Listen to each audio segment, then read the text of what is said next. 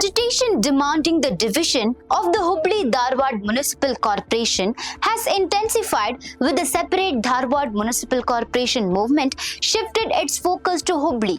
The protest comes in connection with the general body meeting of the civic body, where the committee demanding a separate Dharwad Municipal Corporation has launched a demonstration opposing the formation of a larger unified corporation. The protest was led by activist B.D. Hiremath. The protesters are demanding withdrawal of the resolution taken in the previous meeting regarding the creation of a greater municipal body.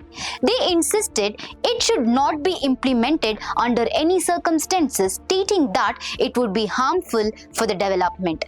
They also raised slogans expressing strong opposition. According to them, the demand for a separate municipal corporation for Dharwad has been an ongoing movement. They further claimed that the governor has already signed the file approving its formation. However, they alleged that the current BJP-led administration is not willing to implement the separation. The protesters warned that if their demands are not met, they will intensify their agitation further. Reported by Kalmesh Mandyal. For more such updates, stay tuned to Daily Salar Digital.